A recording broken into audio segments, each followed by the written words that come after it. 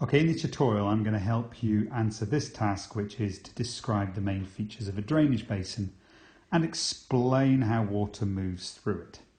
Okay, now you need to understand the idea of a drainage basin and how water moves through a drainage basin, not just for this part of the topic, but it also will become a fairly important part of our main river investigation. Okay, we are dealing with a key idea today, which is we're understanding the hydrological cycle. And the hydrological cycle is where water evaporates from the sea,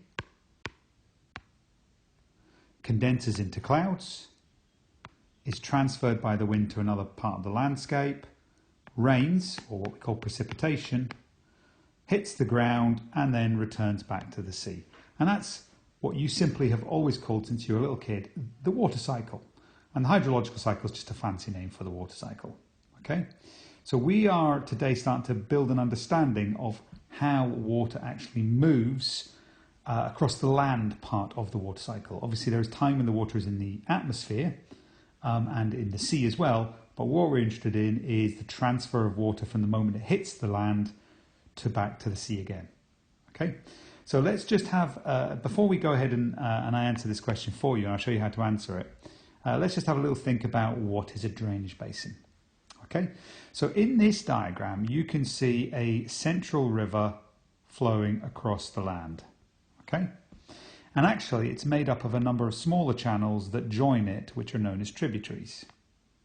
Okay, and every time two little tributaries meet each other, that's known as a confluence, a meeting place. And there's lots of little confluences of tributaries all over this diagram. The place where the river actually first appears on the land, well, that's known as the river's source. Okay, and where there's lots of sources for this river, and where a river finally joins the sea, or maybe flows into a loch, we'd call that the mouth, and I'm just showing you that down here.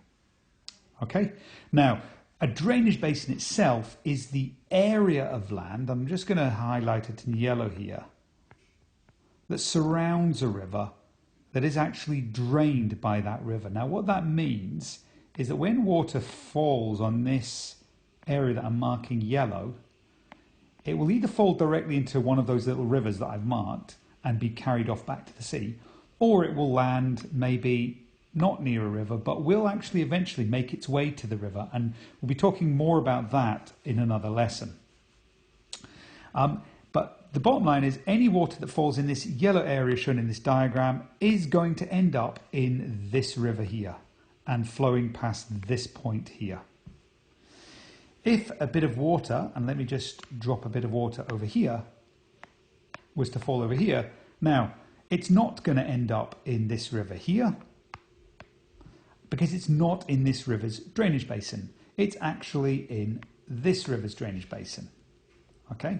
And therefore it will flow towards the river, probably across the land, and then flow downstream. And this dividing line between the two is actually got a name. It's called the watershed. It's the dividing line between two drainage basins. In this diagram, it looks like it's maybe a bit of an arête or an area of higher land, a peak, for example, and water falling on one side of the hill will end up in one river, and on the other side of the hill will end up in a different river. Okay, right, so that's me just introduced the kind of key concepts. Let me just show you one more thing. This is the world's biggest drainage basin, the Amazon. You can see that the drainage basin of the Amazon is marked in yellow. What that means is any water that falls into this area that I'm highlighting, whether you're down here in Bolivia, over here in Peru, all the way into Ecuador, up into Colombia, southern tip of Venezuela, even a bit of Guyana, and then back to this part of Brazil. Any water that falls anywhere in this massive area, hundreds of thousands of square kilometers, is going to eventually end up in the main Amazon channel, which is actually, I'll just do it in green, marked here. There's the main Amazon channel that I'm marking on the map. It's a genuinely huge drainage basin covering about a third of this entire South American continent. It's the largest one in the world. Right, let's just answer the exam question. So describe the main features of a drainage basin. So let's deal with what we can see in the diagram. So a drainage basin is made up of the drainage basin itself, which is the area of land that is drained by the river itself. You can add a further sentence that says any water that falls on this land will transfer to the main river channel. We can see that there. The drainage basin, another sentence, is made up of many tributaries. These are smaller river channels that join the larger river channel. Each tributary has its own source, which is where the river begins. When two tributaries join, the point where they meet is known as a confluence. And actually, at every confluence, we would expect the discharge or the amount of water in the river to increase, because when two rivers join, the discharge is going to increase. Okay? Any water falling outside the drainage basin will flow into another river, and another river because it's in a different drainage basin. So you can add that sentence, and that the dividing line between two drainage basins, and you can see it marked here, is known as the watershed. So there's all of your descriptions. Let's just do a little bit of explaining. How does water move through it? Well, more water moves through a drainage basin from higher land to lower land, pulled by the force of gravity.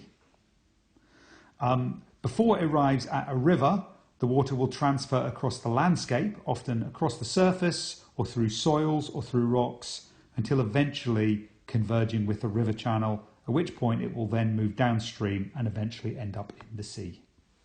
Okay? That is it. That is your description and your explanation for what is a river's drainage basin and how does water move through it.